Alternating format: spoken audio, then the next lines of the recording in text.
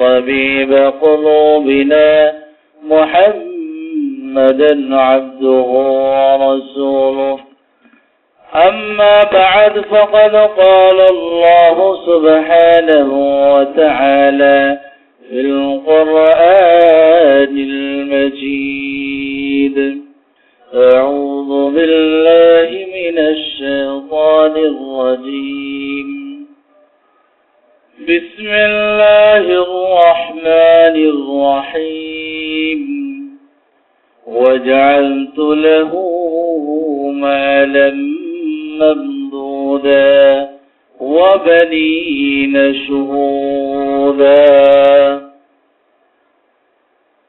وقال رسول الله صلى الله عليه وسلم: لو كان لابن آدم واديا من ذهب لابتغى واديان من ذهب، ولو كان واديان من ذهب لابتغى ثالثا، أو كما قال رسول الله صلى الله عليه وسلم: صدق الله المولانا العظيم، وصدق رسوله النبي الكريم، ونحن ذلك من الشاهدين والشاكرين، والحمد لله رب العالمين. সকলে দুরূদ পড়ে আল্লাহুম্মা সাল্লি আলা মুহাম্মাদ ওয়া আলা আলি মুহাম্মাদ কামা সাল্লাইতা আলা ইব্রাহিম ওয়া আলা আলি ইব্রাহিম ইন্নাকা হামিদুম মাজিদ। আল্লাহুম্মা বারিক আলা মুহাম্মাদ ওয়া আলা আলি মুহাম্মাদ كما باركت على إبراهيم وعلى آل إبراهيم إنك حميد مجيد। উপস্থিত সম্মানিত মুসল্লিয়ানে কেরাম, মুআজ্জাজ মুহতারাম মুরব্বিয়ানে আযম, আল্লাহ রাব্বুল ইজ্জতের অসংখ্য মেহেরবানি আমাদের উপরে যে আল্লাহ তাআলা আমাদেরকে সপ্তাহের শ্রেষ্ঠ দিন জুমার দিনে মসজিদে কিছু মুযাকারা করার, কিছু আলোচনা করার সুযোগ করে দিয়েছেন, এই জন্য অন্তর থেকে শুকরিয়া আদায় করি আলহামদুলিল্লাহ। গত সপ্তাহে একটি হাদিসের অংশ বিশেষ আলোচনা হয়েছিল, যে হাদিসটি হযরত আবু হুরায়রা রাদিয়াল্লাহু তাআলা আনহু থেকে রওয়ায়াত। তিনি বলেন, রাসূলুল্লাহ সাল্লাল্লাহু আলাইহি ওয়াসাল্লাম ইরশাদ করেছেন, ইত্তাকিল মাহারিম তাকুন আ'বাদান নাস। তুমি সমস্ত হারাম থেকে বাঁচো, তাহলে তুমি সবচেয়ে বড় ইবাদত গুজার হিসেবে আল্লাহর কাছে বিবেচিত হবে। ওয়া আরদা বিমা কাসামাল্লাহু লাক তাকুন আগনান নাস। এবং আল্লাহর বন্টনের উপরে, তোমার ভাগ্য লিপির উপরে তুমি সন্তুষ্ট থাকো, তাহলে তুমি সবচেয়ে বেশি বড় ধনী হিসাবে বিবেচিত হবে। ওয়া আহসিন ইলা জারিকা তাকুন মুসলিমা। 3 নম্বর বলা হয়েছিল যে তুমি তোমার প্রতিবেশীর সাথে সৎ আচরণ করো, তাহলে তুমি আল্লাহর দরবারে মুসলমান হিসাবে থাকবে। ওয়া আহিব্বা লিনাফসিকা মা তুহিব্বু লিনাফসিক ওয়া আহিব্বা লিগাইরি মা তুহিব্বু লিনাফসিক। অন্যের জন্য তা পছন্দ করো যা তুমি নিজের জন্য পছন্দ করো। ওয়ালা তুকসিরিদ দিহিক ফাইন্না কাসরাতাদ দিহিক তামিতাল কলব। বেশি হাসাহাসি করিও না, বেশি হাসলে অন্তর মরে যায়। তামিতাল কলব। আল্লাহ রাব্বুল আলামিন এবং আল্লাহ রাসূল সাল্লাল্লাহু আলাইহি ওয়াসাল্লাম যে বিষয়গুলি আমাদের জন্য নির্ধারণ করেছেন, এই বিষয়গুলি মানব জাতির হেদায়েতের জন্য, দুনিয়া আখিরাতের মঙ্গলের জন্য আল্লাহ তাআলা নির্ধারণ করছেন। গত সপ্তাহের আলোচ্য বিষয় ছিল প্রথম অংশটা, ইত্তাকিল মাহারিম তাকুন আবাদান নাস। আজকে আলোচনা করব ওয়া আরদা বিমা কাসামাল্লাহু লাকুম তাকুন আগনান নাস, যে আল্লাহ রাব্বুল আলামিন কর্তৃক যে সম্পদ যা কিছু আমাদের জন্য আল্লাহ তাআলা বন্টন করে রেখেছেন সেটার উপরে সন্তুষ্ট থাকতে বলা হয়েছে। সন্তুষ্ট থাকলে কি হবে? যে তুমি সবচেয়ে বড় ধনী, গনি হবে। এই গনির ব্যাখ্যা হলো, গনি সাধারণত আমাদের সামাজিক বা প্রচলিত অর্থে ব্যবহার হয় ধনী শব্দ। আসলে এই শব্দের মৌলিক অর্থ হলো পরমুখাপেক্ষিতা না থাকা, অন্যের মুখাপেক্ষী না হওয়া, এটাকে গনি বলা হয়। তো পরমুখাপেক্ষিতা মানুষের মধ্যে এটা একটা তার জীবনের জন্য, তার মান সম্মানের জন্য একটা লাঞ্ছনাকর বিষয়। হ্যাঁ, আল্লাহ তাআলা যদি কাউকে করিয়ে থাকেন তাহলে তার হক আদায়ের জন্য ভিন্ন নির্দেশ দেওয়া আছে। কিন্তু আল্লাহ রাব্বুল আলামিন আল্লাহ রাসূল সাল্লাল্লাহু আলাইহি ওয়াসাল্লামের মাধ্যমে আমাদেরকে জানিয়ে দিচ্ছেন যে তোমরা আমার বন্টিত বিষয়গুলি যা তোমাদের তাকদীরে লিপিবদ্ধ আছে এগুলির উপরে তোমরা সন্তুষ্ট থাকো, তাহলে তাকুন আগনান নাস, তুমি সবচেয়ে বেশি বড় ধনী হিসাবে বিবেচিত হবে, তুমি পরমুখাপেক্ষিতা অর্জন করবে, তুমি স্বনির্ভর হবে।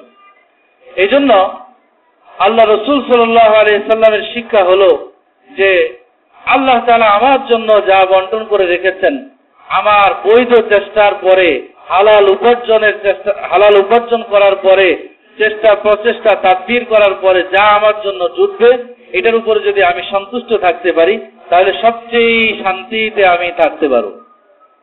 আমার অন্তরটা প্রশান্ত অন্তর হবে, আমি সবচেয়ে প্রশান্তিতে থাকতে পারবো। আর যদি এর বিপরীত হয় তাহলে আল্লাহ মাফ করুক, যে এই অশান্তি একটা মানবীয় জীবনের জন্য, মানুষের টেনশনের জন্য এটা মহা একটা কারণ, যে সবসময় চাহিদাই তার বেশি থাকে। আর এটা সৃষ্টি হয় যখন মানুষ তার থেকে বড় দিকে তাকায়। এই জন্য আল্লাহ রাসূলের শিক্ষা হলো যে দুনিয়ার ক্ষেত্রে তুমি তোমার নিচের দিকে তাকাও, তাহলে তোমার অন্তর থেকে শুকরিয়া বের হবে, শুকরিয়া আদায় হবে। আর আখিরাতের ব্যাপারে তুমি তোমার বড় দিকে তাকাও, যে ওই ব্যক্তি আমার থেকে বেশি নফল ইবাদত করে, নফল রোজা রাখে, দান সদকা করে, আবার তার থেকে আরো বেশি করা দরকার। তাহলে অন্তর থেকে শুকরিয়া আদায় হবে এবং আগ্রহ থাকবে যে আমি যেন আরো বেশি বেশি ইবাদত করতে পারি। এই জন্য আল্লাহ রাসূলের শিক্ষা যে প্রথমত যা আল্লাহ তাআলা আমার আপনার জন্য বন্টন করে রেখেছেন, বৈধ প্রচেষ্টার পরে, হালাল উপার্জনের জন্য প্রচেষ্টার পরে ওটার উপরে সন্তুষ্ট থাকতে হবে। কারণ মানুষের এই চাহিদা কোনোদিন পূরণের মতো নয়। বুখারী শরীফের রিওয়ায়াত, আল্লাহ রাসূল সাল্লাল্লাহু আলাইহি ওয়াসাল্লাম বলেন, লাউ কানা লিইবনি আদম ওয়াদিয়াম মিন যাহাবিন লাবতাগা তানিয়ান, কোন মানুষের যদি একটা স্বর্ণের উপত্যকা থাকে, বিশাল পাহাড় স্বর্ণের, মানে অনেক সম্পদ আছে, তো সে তার স্বভাবে হইলো, বনি আদমের স্বভাবে হইলো এটা যে ইবতাগা সালিসান, সে দ্বিতীয় আরেকটি চায়। আর দ্বিতীয় হাদিসে আল্লাহ রাসূল বলতেছেন, ওয়াইন কানা ওয়াদিয়ানি লাবতাগা সালিসান, যদি দুইটা থাকে তাহলে তৃতীয়টা চায়। এরপরে বলতেছেন আল্লাহ রাসূল সাল্লাল্লাহু আলাইহি ওয়াসাল্লাম যে মানুষের পেট ভরবে না ইল্লা তুরাব, মা ইয়ামলাউ জাওফা ইমরিইন ইল্লা তুরাব, যে কোন মানুষের পেট ততক্ষণ পর্যন্ত ভর্তি হবে না, চাহিদা ততক্ষণ পর্যন্ত পুরা হবে না যতক্ষণ পর্যন্ত না মরবে, মানে মৃত্যু পর্যন্ত তার চাহিদাই থেকে যায়। এজন্য অল্প তুষ্টি থাকার জন্য আল্লাহ রাসূল সাল্লাল্লাহু আলাইহি ওয়াসাল্লাম দোয়া শিখাইছেন, আল্লাহুম্মা কান্নি'নি মা রাযাকতানি, ও আল্লাহ আপনি আমাকে যেই রিজিক দিয়েছেন এই রিজিকের উপরে আমাকে সন্তুষ্ট থাকার তৌফিকও দান করেন। আল্লাহুম্মা কান্নি'নি মা রাযাকতানি, আমাকে যা রিজিক দিয়েছেন এর উপরে আমাকে সন্তুষ্ট থাকার তৌফিক আপনি দান করেন। এতে ফায়দা হবে যে আমার সবসময় হাই হুতাশের জীবন থাকবে না। কারণ মানুষের কখনো চাহিদা পুরা হওয়ার নয়। হযরত শেখ সাদি রহমতুল্লাহি আলাইহি পারস্য কবি ছিলেন, একজন প্রসিদ্ধ নামকরা কবি। ওনার কয়েকটি বই আমাদের এই দারসে নিজামির কওমি মাদ্রাসাগুলিতে পড়ানো হয়। একটার নাম গুলিস্তা, আর একটা নাম বোসেতা, আরো অনেকগুলি কিতাব আছে ফার্সি সাহিত্যের উপর লিখিত। তো শেখ সাদি রহমতুল্লাহ আলাই একটা চমৎকার ঘটনা বর্ণনা করেছেন। উনি 30 বছর শুধু সফর করেছেন, পৃথিবীব্যাপী ভ্রমণ করেছেন, 30 বছর উনি লেখালেখি করেছেন, আর 30 বছর ইবাদত বন্দেগীতে কাটাইছেন। এ হলো ওনার জীবন। তো যেই 30 বছর উনি সফর করছেন, সেই 30 বছরের একদিনের ঘটনা যে আমি সফরের মুহূর্তে এক বড় ব্যবসায়ীর বাড়িতে আমি মেহমান হইলাম। তো রাত্রে ঘুমাবো, ওর ব্যবসা বাণিজ্যের গল্প শুনতে শুনতে আমার আর ঘুম আসে না, মানে ঘুমাইতে পারি না, বক বক করতেছে তার ভাষায় উনি বলতেছেন। তো শেষে যা বলতেছে, হুজুর দোয়া করেন, জীবনে অনেক কামাই করছি, রোজগার করছি, আর একটা সফর দিব, এই সফরের পরে আমি আর এই দুনিয়াবি ব্যবসা বাণিজ্য নিয়ে আর ব্যস্ত থাকবো না, এই ছোট দোকান নিয়ে আমি সন্তুষ্ট থাকবো, আর বেশি ব্যবসা বাড়াবো না। তো শেষ সফরটা কি হবে? কয় যে শেষ সফর হবে, তিনি তো ইরানের বাসিন্দা, যে ইরানে গন্ধক এটা খুব চাহিদা হলো চীনে, তা আমি এটা নিয়ে চীনে যাব। চীনের বাসন কোসন, চীনা মাটির তৈরি বাসনপত্র, তৈজসপত্র, এগুলির খুব চাহিদা রুমিদের, ইটালিয়ানদের কাছে। তো এই পারস্য থেকে গন্ধক নিয়ে সেগুলি বিক্রি করে, চীন থেকে আমি কিছু বাসন কোসন নিয়ে সেগুলি রোমে বিক্রি করব। রোমের কাপড় খুব দামি, এটার খুব চাহিদা। তো সেটা আমি ওই বাসন কোসন সেখানে বিক্রি করে রোম থেকে কাপড় চোপড় নিয়ে আমি আসব এই ইয়ামানে। ইয়ামানে সেটা বিক্রি করে, ইয়ামানের চাদর, এটা আরবদের কাছে খুব চাহিদা, এটা খুব দামি, তখন সেখানে কাপড় চোপড় বিক্রি হইতো।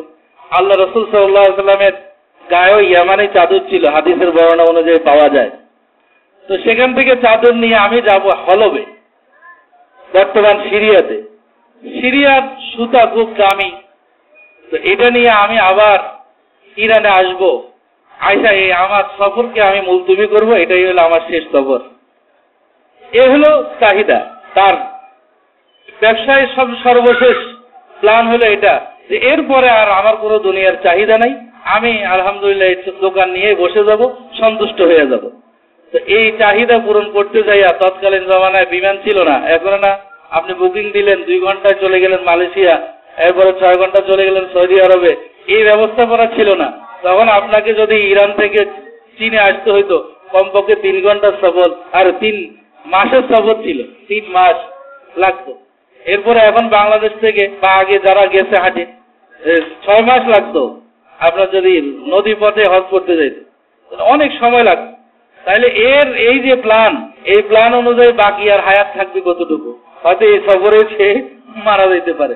এই জন্য মানুষের প্ল্যানের শেষ নেই, এটা তার থাকবেই। হযরত আবু নুআম একজন বড় মুহাদ্দিস, বড় বুজুর্গ ছিলেন। তো তিনি বলেন, ওনার জিন্দেগির কথা উনি বলতেছেন যে আমার কখনো এই হতাশ সবসময় কাজ করতো, যে সবসময় হতাশা, যে আরো চাহিদা, আরো চাহিদা।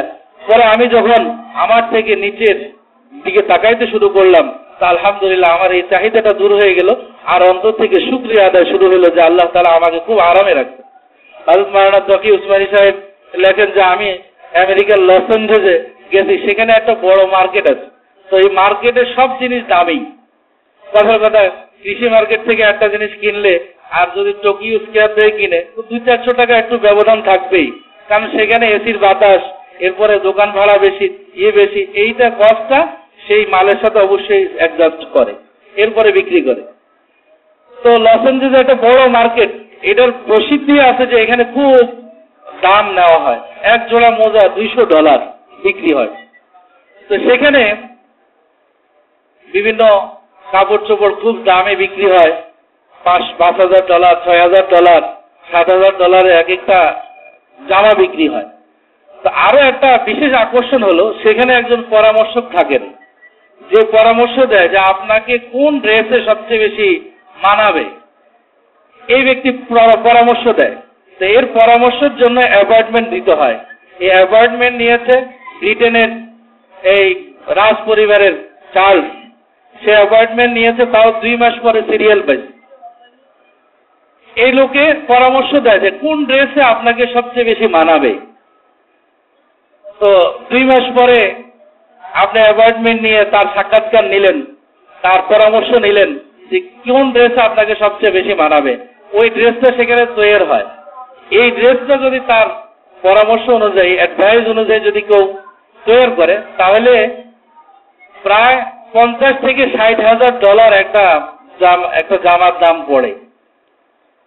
মানুষের চাহিদা, এরকম যদি কারো চাহিদা থাকে, আমাদের এখানের কারো যদি চাহিদা থাকে, আপনার এই চাহিদা কোনোদিন পুরো করা সম্ভব না। 50-60,000 ডলারও আপনার আসবে না। ওই যে 50 মন ঘিও জমানো সম্ভব না, রাধার নাচানো দেখা সম্ভব না। এটা হলো মানুষের চাহিদা। চাহিদা, এই চাহিদাও অনেকে পুরো করতেছে, কিন্তু আমি আপনি যদি এই চাহিদা নিয়ে ঘুরি তাহলে কোনোদিন সম্ভব না। ঠিক ওই মার্কেটের 200 বা 300 গজ দূরে আরেকটা বাজার আছে, যেখানে আপনি দেখবেন এমন অনেক লোক আছে যারা ভ্যানের উপরে সারাদিন ব্যবসা বাণিজ্য করে একটা কম্বল মাথায় দিয়ে বা গায়ে দিয়ে শুয়ে আছে রাস্তায়। এ ধরনের মানুষও সেখানে পাবেন। এবং পত্রিকার রিপোর্ট অনুযায়ী যে আমেরিকাতে বহু মানুষ আছে যারা এরকম রাস্তায় মানুষের গাড়ির সিট ভাড়া নিয়ে ঘুমায়, অথবা কোনো এই রাস্তার পাশে একটা বেডিং বিছাইয়া তারা ঘুমায়, এরকম হাজার হাজার মানুষও আছে। তো এদেরও চাহিদা। আর এই ব্যক্তি যে ঘুমায় এরকম রাস্তায়, সে যদি ওই মার্কেটে কিনার বা তার যদি একটা জামা কিনার শখ হয়, তা আদৌ সম্ভব হবে না।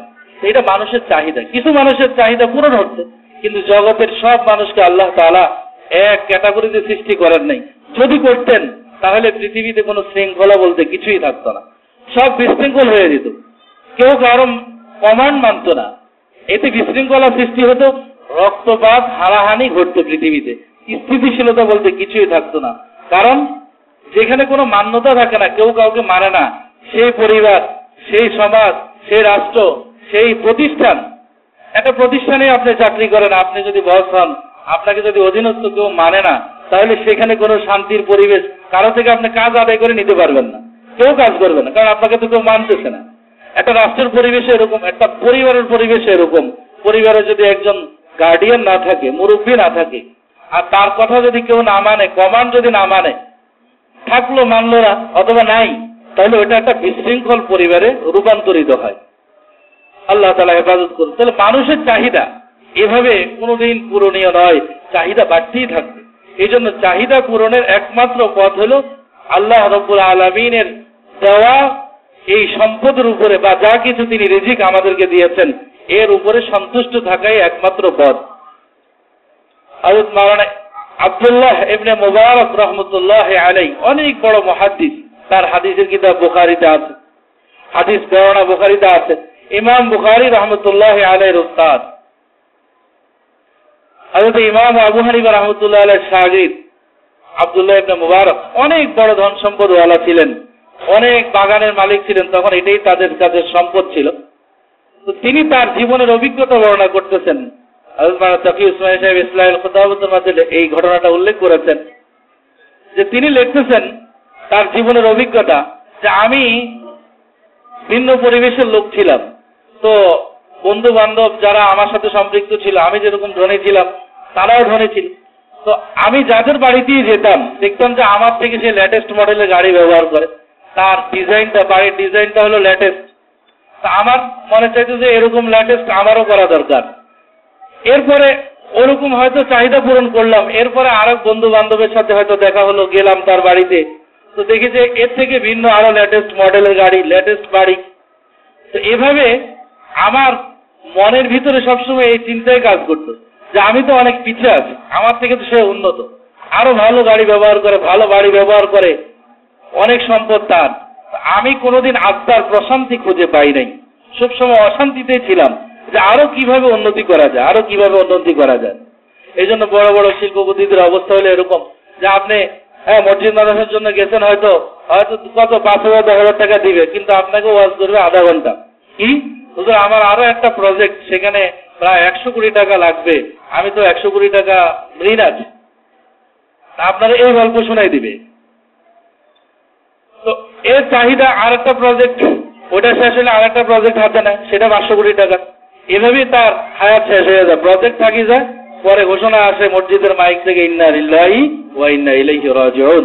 এভাবেই দুনিয়া শেষ, কোনোদিন চাহিদা পূরণের নয়। আল্লাহ রাব্বুল আলামিন যদি অন্তরের মধ্যে অল্প তুষ্টি আমাদেরকে অর্জন করার তৌফিক দেন, তাহলে অনেক সম্পদের মালিক হয়েও সে শান্তিতে থাকবে। আর কোন সম্পদের মালিক না থাকিও সে শান্তিতে থাকবে, যদি আল্লাহর সন্তুষ্টিতে সে সন্তুষ্ট থাকে। এই জন্য হযরত সাহাবায়ে কেরাম তাদের জীবনী ছিল এমন যে খাক আর না খাক, খেয়ে পেট পুরা থাকুক আর না খেয়ে খালি থাকুক, আল্লাহ রাব্বুল আলামিনের ইবাদত বা আল্লাহ তাআলাকে ভুলতেন না। এই জন্য পেটে পাথর বেঁধেও এত বড় একটা নির্দেশ আসছে যে খন্দকের সেই পরীক্ষা খনন করতে হবে। সকলের পেটে পাথর। অভাব ছিল, আমাদের দেশেও তো অভাব ছিল। স্বাধীনতা পরবর্তী আস্তে আস্তে অভাব কাটা শুরু করছে। স্বাধীনতা পরবর্তীতে এমন দুর্ভিক্ষ দেখা দিয়েছে যে মানুষ কচু গাছ কেটে খেয়েছে, এরকম বা আটার জাউ খেয়েছে। যারা মুরব্বী আছে ওনারা অনেকেই দেখেছেন। বাস্তবতা এটা। মরিচের কেজি 80 টাকা, লবণ 1 টাকা 2 টাকা হয়ে গেছে কেজি, মানে বিশাল ব্যাপার। 4 পয়সা 2 পয়সার লবণ 1 টাকা হয়ে গেছে বা 2 টাকা হয়ে গেছে, অনেক বিশাল ব্যাপার। তো একটা দুর্ভিক্ষ কয়দিন হয়েছে? 45 বছর 47 বছর। আর সে 1400 বছর আগের অবস্থা, পৃথিবীর অবস্থা কেমন ছিল? তো খাবার দাবারের খুব অভাব ছিল, প্রকট ছিল। কিন্তু আল্লাহ তাআলার মেহেরবানি যে আরবদেরকে আল্লাহ তাআলা একটা বড় নেয়ামত দিচ্ছেন, সেটা হলো খেজুর। এটা এত বড় একটা খাদ্য, এত গুরুত্বপূর্ণ একটা ফল বিজ্ঞানীদের নিকটে। কেউ যদি খেজুর খায় তাহলে সবচেয়ে বেশি প্রোটিন এটার মধ্যে, সবচেয়ে বেশি শক্তি, সবচেয়ে বেশি মানব দেহের জন্য উপকারী হলো খেজুর। এই জন্য দীর্ঘ টাইম যখন আমরা ক্ষুধার্ত থাকি রমজান মাসে, তো প্রথম ইফতার করার জন্য খেজুর দিয়ে সুন্নত এই কারণে যে যেই প্রোটিনটা আমার ঘাটতি হয়েছে, যে ক্যালোরি পুরা না খাওয়ার কারণে আমার যে ক্যালোরিটার চাহিদা শরীরে, এটা আপনি প্রথম খেজুর দিয়ে যখন খাবেন, পেটে যখন সেটা যাবে, আপনার ওই অসম্পূর্ণ সবটাকে সম্পূরক করার শক্তি আল্লাহ তাআলা এই খেজুরের মধ্যে দিচ্ছেন। তো এটা আল্লাহ তাআলা আদিকাল থেকে তাদেরকে দিয়ে এসেছেন। আর একটা সম্পদ উটের দুধ, গরু ছাগলের দুধ, এটা এখনো তাদের কাছে খুব বেশি প্রিয়। মাঠা বা বিভিন্ন ভাবে এটাকে তারা খায়। তো এই খেজুর আর দুধ তখনও ছিল, কিন্তু কোনো কারণে অভাব ছিল। সাহাবায়ে কেরামের হালত ছিল যে পেটে ক্ষুধার তাড়নায় এই পাথর একটু ঠান্ডা থাকে, ওই ঠান্ডা পেটে যখন লাগে তখন প্রশমিত হয়, ক্ষুধার তাড়নাটা প্রশমিত হয়। হযরত রাসূল আকরাম সাল্লাল্লাহু আলাইহি ওয়াসাল্লামের পেটেও পাথর ছিল সেদিন। হযরত জাবের রাদিয়াল্লাহু তাআলা আনহু দাওয়াত করছেন, লম্বা ঘটনা হাদিসের কিতাবে আছে। তো পাথর ছিল এমন মুহূর্তে কত কঠিন একটা কাজের নির্দেশ দেওয়া হয়েছে, যেখানে পরীক্ষা খনন করছে এই খন্দকের যুদ্ধের সময়।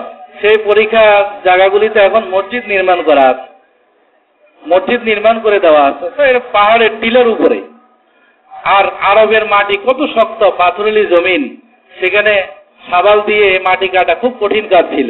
সেই কঠিন কাজের নির্দেশ দিছে, কিন্তু পেটে ক্ষুধা, খাবার নাই, কিন্তু আল্লাহ রাব্বুল আলামিনের হুকুম মানতে কোনো দ্বিধাবোধ করেনি। এটাই হলো আল্লাহ তাআলার বন্টনে সন্তুষ্ট থাকা, এটাই হলো আল্লাহর হুকুমের সামনে নিজেকে বড় করে রাখা। আপনি আশ্চর্য হবেন, অনেক সম্পদের মালিক আছে, কিন্তু আল্লাহ তাআলা তাকে ভোগ করার সুযোগ দিচ্ছেন না। তাহলে এটা আপনি থাকলেই যে খেতে পারবে এমন না। এক লোক উমরা করতে গেছে, রমজান মাসে। তো আরেক যিনি সাথী আছে বললো যে ভোর রাত্রে খাবার পাবেন না, একটু তাড়াতাড়ি যে হোটেল থেকে খাবার সংগ্রহ করতে হবে। উনি কয় যে আমার পকেটে টাকা আছে, টাকা হইলে সব পাওয়া যায়। এটা বলতেছে। আমার ভোর রাত্রে যায় দেখে তো কোনো দোকানে খাবার নাই। এখন কি টাকা বসে বসে খাবে? এটা খালি ক্ষুধা নিবারণ হবে? টাকা থাকলেই যে সবকিছুর সমাধান, এটা নয়, এটা বাস্তবতা নয়। বহু টাকা পয়সার মালিক আপনার ডাক্তারে বলে দিচ্ছে যে শুধু সবজি খাবেন, গোশতও খাইতে পারবেন, মুরগিও খেতে পারবেন না, কারণ মুরগিতে তো আপনার ক্ষতিকার কিছু নাই, কিন্তু ওনার জন্য সেটাও নিষেধ। আল্লাহ তাআলা দিচ্ছেন, কিন্তু মুখ বন্ধ করে দিচ্ছেন। আজ থেকে 20 বছর আগে আফ্রিকা, তখন ধনীদের শীর্ষে আফ্রিকার এক লোক ছিল। তো তার ব্যাপারে ডাক্তারের সিদ্ধান্ত ছিল একটা ছোট্ট রুটির 8 ভাগের 1 ভাগ খেতে হবে। এর থেকে বেশি খাইলে তার যে ভিতরে পেটের আঁত আছে এটা সহ্য করতে পারবে না, ধারণ ক্ষমতা নাই, পেটের আঁত ছিঁড়ে যাবে। তো একটা রুটির 8 ভাগ করলে 1 কামড় হয়, এর থেকে বেশি কি হবে? এটা খেয়ে থাকতে হবে। মাইজে আলামিন বিস্কুট ফ্যাক্টরি খুব নাম করা ওরা শিল্পপতি ছিল। তো যিনি হাজী সাহেবের পরে, হাজী সাহেব খুব দিনদার পরেজগার, দাওয়াত তাবলীগের নেসবতে ছিলেন, উনি খুব বড় বুজুর্গ মানুষ ছিলেন। তো ওনার বুজুর্গি হলে উনি হজে যাইতেছেন, ভোর রাত্রে তাহাজ্জুদ পড়তে উঠছেন কাকরাইল মসজিদে, তখন উনি মারা গেছেন। কত বড় সৌভাগ্য! এত সম্পদ শুইতে হয়েছে এই আপনার টঙ্গী ইজতেমার মাঠে, নিজের জায়গাও সবার জায়গা পায়নি। এটা একটা নসিহত, এটা উনি একটা শরীয়তের হুকুমের উপর আমল করছেন।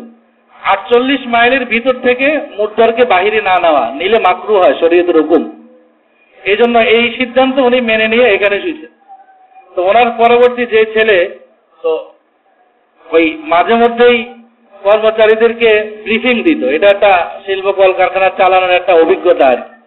উনি ব্রিফিং দিতেছে যে আমি তো শিল্প কলকারখানা বাড়াচ্ছি, কিন্তু এটা আমার লাভ নাই, লাভ তোমাদের। ওদেরকে বুঝাই দিত কি লাভ, আমার আগে যা খাইতাম তার থেকে আরো কমাই দেওয়া হয়েছে। তো সম্পদ ফ্যাক্টরিতে একটা বাড়ছে, লাভ কিছু হয়নি। লাভ হয়েছে তোমরা কিছু ওয়ার্কার এখানে আসছো যারা চাকরি বাকরি পাও নাই, তোমাদের জন্যই আমি করতেছি। তাদের উদ্বুদ্ধ করার জন্য বলতেছি। বাস্তবতাটাও এরকম। এই জন্য আল্লাহ রাব্বুল আলামিন যা দিয়েছেন এটার উপরে সন্তুষ্ট থাকা। এই হাজী সাহেব যখন হজ করতে যাচ্ছেন, তো ওনার একদম ঘনিষ্ঠ লোককে বলছেন, দেখো আমি যে মাদ্রাসা করছি, বিশাল এক মাদ্রাসা করতে হল, যে আমার এই ফ্যাক্টরি কিছুই থাকবে না, এই মাদ্রাসাটা থাকবে। ঠিকই এখন আপনি যাইয়া দেখবেন যে ফ্যাক্টরি কিছুই নাই, সব বিক্রি করে ব্যাংকের কাছে লোন হইয়া এগুলি ব্যাংক নিয়ে গেছে। শুধুমাত্র মাদ্রাসাটা বিশাল দাঁড়ায় আছে, হাজার হাজার ছাত্র পড়াশোনা করতেছে, সেখান থেকে আলেম হইতেছে, তার জন্য দোয়া বুঝতেছে, সদকায়ে জারিয়া রয়ে গেছে। এটা হলো একটা বাস্তব ঘটনা। আপনার কাউকে হ্যাকার তুচ্ছ করার জন্য না, একটা বাস্তব ঘটনা আপনাদের সামনে তুলে ধরছি। এটা কেন? আল্লাহ রাব্বুল আলামিনের হুকুম, ওয়ারদা বিমা কাসামাল্লাহু লাক তাকুন আগনান নাস। তুমি আল্লাহর দেওয়া সম্পদের উপরে, আল্লাহর দেওয়া রিজিকের উপরে সন্তুষ্ট থাকো, তাহলেই তুমি সবচেয়ে বড় ধনী, সবচেয়ে বড় পরমুখী বিক্রেতা। এরকম অনেক ধনী আছে যাদের চাহিদা শেষ নাই, এবং এরকম অনেক মানুষ আছে যাদের অনেক টাকা পয়সা, কিন্তু এদের অভ্যাস হলো আরেকজনের চাটুকারিতা করে, বিশেষ করে যারা রাজনীতি করে। রাজনীতির মূল ফলাফল হলো কিভাবে সম্পদ জমা করবে। এটা মূল ফলাফল আমাদের দেশের অবস্থা আর কি, কিভাবে সম্পদের পাহাড় গড়বে। আর এই দেশে না হইলে সুইস ব্যাংকে নিয়ে জমা রাখবে। এরপরে কি হবে, হেড ছেলেও নাই মেয়েও নাই, খাবে কে? খাবে কে? অথবা ছেলে একটা ছিল, এটাও মারা গেছে। এটা হলো বাস্তব অভিজ্ঞতা। আল্লাহ রাব্বুল আলামিন যদি যেটা চান, আর দেখা যায় গ্রামের অজপাড়া গ্রাম, বেচারা রিক্সা চালায়, আল্লাহর রহমতে ছেলে মেয়ে 10টা, গুনলে 40 গুণে হিসাব করতে হয়, 10টা, ইনকামও নাই, কিন্তু কোনো অসুখ বিসুখ নাই, আল্লাহর রহমতে যা খাইতেছে আলহামদুলিল্লাহ। স্বাস্থ্য শরীর যারা বহু টাকার মধ্যে লালিত পালিত, এদের থেকে তাদের ছেলে মেয়ে স্বাস্থ্য শরীর, প্রোটিন, পুষ্টি সব ভালো আছে। ডাক্তারও দেখাইলে কোনো রোগে নেই, এদের পুষ্টি শরীরে যা দরকার তাই আছে। কারণ বাইরের আশপাশে যে শাক লতা আছে এগুলি তো সাপ দেওয়া ছাড়া, এগুলি আইনে যে মাঝে মধ্যে খায়, এটা তার শরীরের জন্য খুবই উপকারী, একদম পিওরটা খায়। এই জন্য আল্লাহ রাব্বুল আলামিন কখন কি করেন এটা আল্লাহ তাআলাই ভালো জানেন। কিন্তু আমার আপনার কাজ, যেটা হাদিসের শিক্ষা, সেটা হলো আল্লাহ প্রদত্ত যাকে যা দিয়েছেন সেটার উপরে সন্তুষ্ট থাকা। আর এই সন্তুষ্টির অর্থ হলো যে এরা অর্থ এটা নয় যে আপনি কামাই রুজির জন্য চেষ্টা করবেন না, চেষ্টা প্রচেষ্টার পরে যা মিলবে সেটার উপরে সন্তুষ্টি থাকার কথা বলা হচ্ছে। এর জন্য এই হাদিস থেকে 3টা শিক্ষা। 1 নম্বর হলো হালাল ওয়ে, হালাল পদ্ধতিতে চেষ্টা প্রচেষ্টা করা। 2 নম্বর হালাল উপার্জন যা হবে সেটার উপরে সন্তুষ্ট থাকা। 3 নম্বর হলো যে ভবিষ্যৎ বা আরো বাড়ানোর জন্য চেষ্টা প্রচেষ্টা অব্যাহত রাখা হালাল পদ্ধতিতে। আজকে আমরা সম্পদ বাড়ানোর জন্য সবাই চিন্তিত, সবাই চিন্তা শুধু সম্পদ বাড়ানোর, কিভাবে আরো জনের পকেট থেকে এনে, অথবা সম্ভব হলে ব্যাংকের টাকা মানে জনগণের টাকা, ব্যাংকের টাকা মানে জনগণের টাকা, হলমার্ক, বিভিন্ন মার্ক, বিসমিল্লাহ, এই সেই। এরা ছিল একদম নিম্ন পরিবারের লোক, 100, 200, 300 কোটি টাকার মালিক এক রাত্রে হয়ে গেছে, পাঁচ বাটোয়ারা করে হয়ে গেছে। আঙ্গুল ফুলে কলা গাছ হওয়ার সুযোগ শরীয়তে নাই। শরীয়ত যাকাত ভিত্তিক অর্থনীতি নির্মাণ করেছে এজন্য যে একজন সাথে সাথে বড়লোক হয়ে যাবে, বলবে যে তুমি হারামভাবে উপার্জন করতে পারবে না, তুমি অবৈধভাবে উপার্জন করতে পারবে না, কাউকে ধোঁকা দিতে পারবে না। এই বিধিনিষেধগুলো আরোপ করে দেওয়া হয়েছে, কিন্তু উপার্জন করতে আল্লাহ তাআলা উদ্বুদ্ধ করছেন। হাদিসে পাকের মধ্যে অসংখ্য হাদিস আছে যে সব ব্যবসায়ী তার হাসর নাসর হবে নবীদের সাথে, মান নবিয়িন ওয়া সিদ্দিকিন ওয়া শুহাদা ওয়া সালিহিন, অনেক ঘোষণা আছে। কিন্তু কিছু বিধিনিষেধ আরোপ করে দিয়েছেন। কাউকে ধোঁকা দেওয়া যাবে না, কারো সম্পদ অবৈধভাবে হড়প করা যাবে না, হারাম উপার্জন করা যাবে না।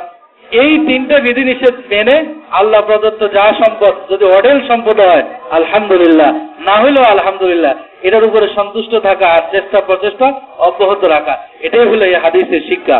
আল্লাহ রাব্বুল আলামিন আমাদের সকলকে তৌফিক দান করুক। তাহলে হাদিসের মূল আলোচনার বিষয় হলো, গত সপ্তাহে আলোচনা হয়েছে ইত্তাকিল মাহারিম, যে সমস্ত হারাম কাজ থেকে বেঁচে থাকা, তাকুন আবাদান নাস, তাহলে সবচেয়ে বড় বুজুর্গ, সবচেয়ে বড় ইবাদত গুজার সে ব্যক্তি আল্লাহর কাছে। 2 নম্বর, ওয়ারদা বিমা কাসামাল্লাহু লাক তাকুন আগনান নাস, যে আল্লাহ প্রদত্ত ভাগ্যলিপিতে যা লেখা আছে এটার উপর সন্তুষ্ট থাকো, তাহলে তুমি সবচেয়ে বড় ধনী। এরপরে ওয়াহসিন ইলা জারিক তাকুন মুসলিমা, প্রতিবেশীর সাথে ভালো আচরণ করা, সদ আচরণ করা, তাহলে তুমি মুসলমান হও। আজকে তো আমাদের এই সুযোগটাও হয়ে হারাই ফেলছে। আমরা শহরে আছি, যে দোতলাওয়ালা জানে না তিনতলার অবস্থা কি আছে, মানে জানার সুযোগটাও কঠিন, খুব কম বিভিন্ন কারণে, যার কারণে প্রতিবেশী হওয়ার পরও তার হক আদায় করা সম্ভব হয় না। অথচ উচিত সবার মধ্যে মিল মহব্বত, যে সমস্ত বিল্ডিং এ সবাই বসে মাঝে মধ্যে মিল মহব্বত আছে, পরিচয় আছে, এটা খুব ভালো জিনিস। একে অপরের সুখে দুঃখে আসবে, এটাই ইসলাম চায়। আল্লাহ তাআলা আমাদের সকলকে এই হাদিসের উপরে আমল করে নিজের জীবন পরিচালনা করার তৌফিক দান করুক। সকলে বলে আমিন। ওয়া আখিরু দাওয়ানা আলহামদুলিল্লাহি রাব্বিল আলামিন। আলহামদুলিল্লাহি রাব্বিল আলামিন والصلاة والسلام على سيد الأنبياء والمرسلين وعلى آله وأصحابه أجمعين. ربنا ظلمنا أنفسنا وإن لم تغفر لنا وترحمنا لنكونن من الخاسرين. ربنا آتنا في الدنيا حسنة وفي الآخرة حسنة وقنا عذاب النار.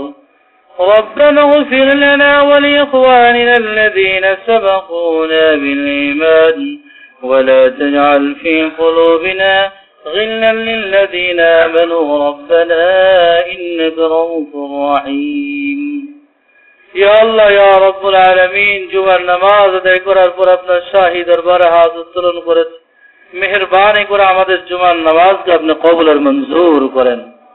ইয়া আল্লাহ ইয়া রাব্বুল আলামিন, আমরা যারা হাত উত্তোলন করেছি সকলেই ইয়া আল্লাহ আপনার কাঠ গড়ার আসামি। মাওলাই করিম, ইয়া আল্লাহ আমাদের জিন্দেগীর সমস্ত গুনাহগুলি ক্ষমা করে দেন। ইয়া আল্লাহ আমাদের জানা অজানা সগীরা কবীরা যত গুনাহ করেছি মাওলাই করিম, ইয়া আল্লাহ আজকে তওবা করছি, ইয়া আল্লাহ আমাদের যাবতীয় গুনাহগুলি ক্ষমা করে দেন। ইয়া আল্লাহ আমাদের মাতা পিতা, দাদা দাদি, নানা নানি, আত্মীয় স্বজন, শ্বশুর শাশুড়ি যারা কবরস্থ হয়েছে মাওলাই করিম, ইয়া আল্লাহ তাদের গুনাহগুলি ক্ষমা করে আপনি জান্নাত নসিব ফরমান। মাওলাই করিম, ইয়া আল্লাহ আমাদের মধ্যে হতে যাদের মাতা পিতা এখনো বেঁচে আছে, ইয়া আল্লাহ ইয়া রাব্বুল আলামিন মাতা পিতার খিদমতের মাধ্যমে আল্লাহ আপনাকে সন্তুষ্ট করার তৌফিক নসিব করেন।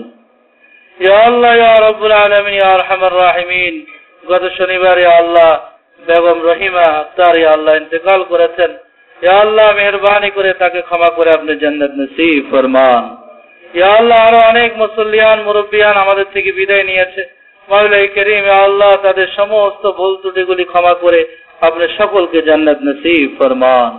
ইয়া আল্লাহ যে মসজিদে বসে আমরা হাত উত্তোলন করেছি মাওলাই করিম, ইয়া আল্লাহ আত্র কমপ্লেক্সের প্রতিষ্ঠাতা জনাব আলহাজ আব্দুল আওয়াল খান সাহেব, ইয়া আল্লাহ তার সহধর্মিনীকে নিয়ে মসজিদের কোণে শায়িত আছেন, মেহেরবানি করে তাদেরকে ক্ষমা করে আপনি জান্নাত নসিব ফরমান। ইয়া আল্লাহ অনেক মুসল্লিয়ান বিভিন্ন উদ্দেশ্য নিয়ে হাত উত্তোলন করেছে, ইয়া আল্লাহ সকলের দিলের নেক উদ্দেশ্যগুলি আপনি পুরা করে দেন। ইয়া আল্লাহ অনেকে অসুস্থ আছে, তাদেরকে শিফায়ে কামেলা আজলা দায়মা নসিব করেন। ইয়া আল্লাহ অনেকে পেরেশানিতে আছে, তাদের পেরেশানি দূর করে দেন। ইয়া আল্লাহ অনেক যুবক যুবতী আল্লাহ উপযুক্ত পাত্র পাত্রী পাচ্ছে না মাওলাই করিম, ইয়া আল্লাহ তাদের জন্য উপযুক্ত পাত্র পাত্রীর ব্যবস্থা করে দেন। ইয়া আল্লাহ ইয়া রাব্বুল আলামিন যারা অভাব অনটনে ভুগতেছে মাওলাই করিম, ঋণগ্রস্ত আছে, তাদের ঋণ পরিশোধ করার তৌফিক নসিব ফরমান। ইয়া আল্লাহ অত্র মাদ্রাসা কমপ্লেক্সের 7ম তলা ইয়া আল্লাহ দ্রুত সম্পূর্ণ করার তৌফিক নসিব ফরমান। ইয়া আল্লাহ গায়বী খাজানা থেকে সমস্ত কিছুর ব্যবস্থা করে দেন। ইয়া রাব্বুল আলামিন আমাদের ইয়া আল্লাহ দিলের সকল জায়েজ চাহিদাকে আপনি পুরো করে দেন। ওয়া সাল্লাল্লাহু তাআলা আলা খায়রি খালকি মুহাম্মাদিন ওয়া আলা আলিহি ওয়া আসহাবিহি আজমাইন। আমিন আমিন বিরহমাতিকা ইয়া আরহামার রাহিমিন।